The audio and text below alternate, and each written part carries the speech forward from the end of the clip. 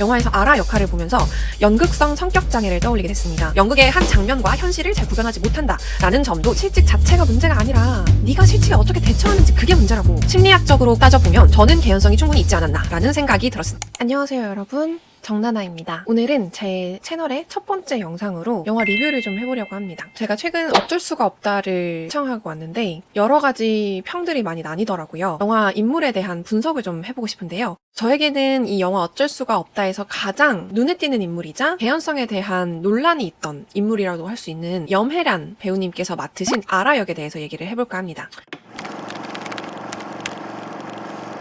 영화에서 아라 역할을 보면서 연극성 성격장애를 떠올리게 됐습니다. 극중 아라 역의 명대사가 있죠. 실직 자체가 문제가 아니라 네가 실직에 어떻게 대처하는지 그게 문제라고. 이 대사가 등장하는 순간 오랜만에 마주한 이 영화 속의 사이다라고 해야 되나요? 뭔가 오랜만에 만말 대잔치 뭐 이런 느낌이 드는 순간이었어요. 근데 그 순간이 너무 찰나였던 거죠. 너무 찰나여가지고 드디어 이제 시원하게 사이다를 들이키나 하는 순간에 갑자기 별안간 어떤 총성이 울려 퍼지게 되면서 관객들은 다시 한번 이 아라와 함께 당황스러운 전개를 맞이하게 됩니다. 이게 맞나? 지금 이게 이 영화의 지금 의도가 맞나? 이게 전개가 맞는 거야? 막 이런 생각이 들 정도로 약간 뜬금없고 과하다는 생각이 들 수 있었을 것 같아요. 네, 뭐 저는 그렇게 생각이 들었습니다. 영화 속에서 모든 것을 다 관객에게 하나하나 친절하게 설명해 주시듯이 알려주는 것이 좋은 영화의 기준인가? 라고 한다면 잘 모르겠지만 그게 만약에 그 좋은 영화의 요소라면 저는 그 영화의 요소를 이번 어쩔 수가 없다에서는 충분히 드러내고 있었다라고 생각이 들었습니다. 제가 심리학 전공자 그리고 관련 업계 종사자로서 바라본 이 영화에서 발견한 개연성의 요소들을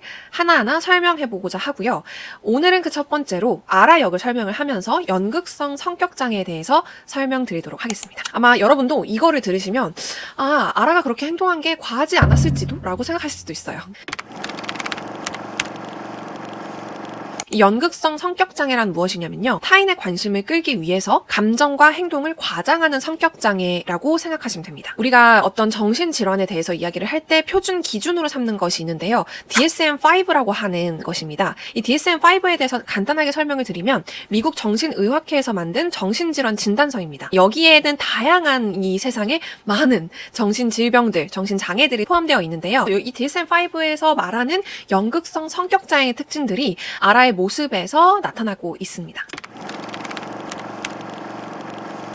연극성 성격장애의 특징은 자기 극화, 연극성, 그리고 과장된 감정을 표현한다입니다. 아라가 범모와의 첫 만남을 회상하는 씬 기억하시죠? 그 극장에서 큰 사고가 일어나게 되고 그때 처음 만난 범모가 아라를 구해주는 장면이 있었습니다. 굉장히 영화적이고 감동적이고 극적으로 묘사를 해주고 있어요. 이 부분은 사실 오히려 주인공인 그 이병헌, 손예진 커플의 어떤 첫 만남이나 만남 과정에 대한 서사가 없는 점과 비교를 해보면 더욱 확실하게 드러나는 장면이라고 볼 수 있습니다. 그리고 이러한 장면은 아라의 입을 통해서 묘사가 되고 있는데요. 아라가 이러한 극적인 감정을 과장되게 표현하는 경향이 있다는 점을 알 수 있는 부분입니다. 또한 이렇게 과장되고 자기 극화, 연극성, 과장된 감정을 표현하는 장면은 이 부분 아니고도 많습니다. 아라가 처음에 말씀드린 명대사를 남기면서 범모에게 총을 쏘는 순간 저는 그녀의 모습이 마치 어떤 무대 위의 카타르시스, 절정을 연기하는 연극인으로 보였는데요. 실직 자체가 문제가 아니라 네가 실직에 어떻게 대처하는지 그게 문제라고. 사실 이 문장 자체가 굉장히 혼란스럽고 뒤엉킨 상황에서 나왔다고 하기에는 너무 정제되고 그리고 마치 잘 짜인 각본의 명대사처럼 간결하고 정제되어 있는 문체가 느껴집니다. 아라는 총을 쏘고 나서 흠칫 놀라는 표정을 짓게 됐는데요. 저는 이 모습도 마치 연극에서 깨어나서 현실로 돌아온 연기자 같다라는 생각이 들었고 또한 연극성 성격장애는 자신의 감정에 대해서 숙려하고 생각해보고 이러기보다는 과장된 감정을 연극적으로 표현하는 경향이 있다고 말씀드렸잖아요. 그래서 이런 성격장애를 가진 인물로 아라를 생각을 해본다면 아라의 행동과 그로 인해 이뤄지는 그게 전개가 마냥 억지스럽다고만은 할 수 없지 않을까라는 생각을 했습니다. 정리를 해보면 이 연극성 성격장애를 가진 아라는요. 그저 자신이 무대 위의 주인공 된 마냥 연기를 하고 범모에게 명대사를 날리고 또 쏘면서 그게 클라이맥스를 선사한 것 같다라는 생각이 들었습니다. 그리고 막을 내린 연극의 뒤편, 현실을 마주했을 때는 흠칫 하고 놀란 것이 아니었을까요? 두 번째 연극성 성격장애의 특징은 자신이 관심의 중심에 있지 않은 상황을 불편해한다는 것입니다. 극 중에 범모가 실직으로 인해서 자신에게 더 이상 관심을 주지 않는 상황이 일어나게 되죠. 그래서 아라는 이에 대해서 직접적으로 이야기를 하면서 불평하는 장면이 나옵니다. 자신에게 윤활유를 좀 달라라고 이야기를 하는데요. 여기서 윤활유는 곧 남편 범모의 사랑, 관심을 뜻합니다. 그럼에도 불구하고 범모는 여전히 아라에게 관심 혹은 윤활유를 주지 않게 되죠. 이런 상황이 굉장히 불편하게 여겨졌을 것이고 부적절한 행동까지 이어지도록 하지 않았을까라는 생각이 들었습니다.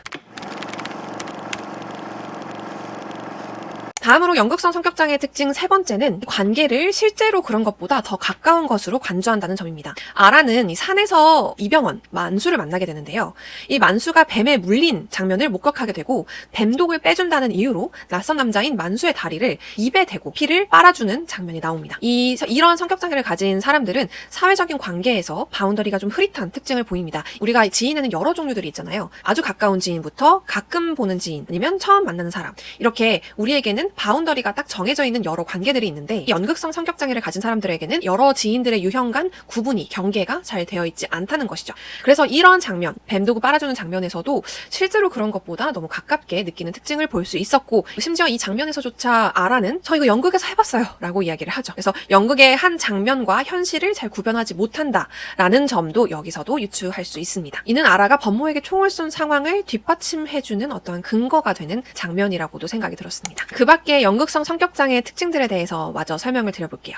일단은 자신의 외모에 신경을 굉장히 많이 쓰고 이를 통해서 타인의 관심을 유도한다라는 특징이 있는데요. 이러한 특징은 화려한 옷을 입고 예쁘게 화장을 하고 진한 화장을 하는 아라의 모습에서도 볼 수 있습니다. 또 다른 특징으로는 다른 사람과의 상호작용에서 종종 부적절한 성적 유혹 그리고 도발적인 행동이 특징 지어진다라는 것이 있는데요.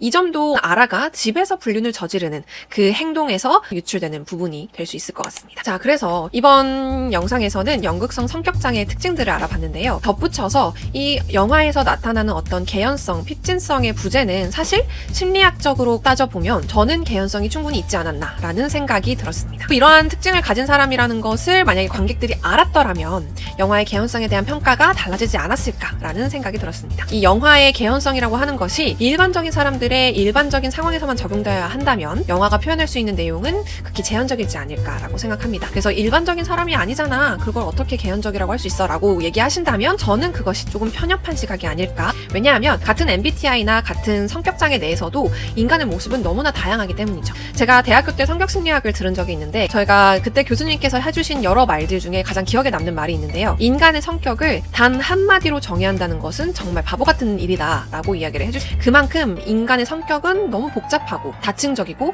얽혀져 있는 것이 아닐까라고 생각하는데요. 때때로 너무도 그러해서 자기 자신도 자신의 성격을 모르는 사람들이 많죠. 이렇게 영화나 드라마에서 숨겨진 여러 인물들의 심리를 파헤쳐보면 자신이 미처 깨닫지 못했던 영화의 진짜 메시지 혹은 영화의 어떤 참된 맛을 느낄 수 있지 않을까라고 생각합니다. 앞으로 저는 이러한 심리학적인 관점에서 여러 콘텐츠들을 리뷰하고자 합니다. 구독과 좋아요 그리고 댓글 남겨주시면 참고해서 다음 영상 제작에 도움이 될 것 같습니다. 그럼 안녕!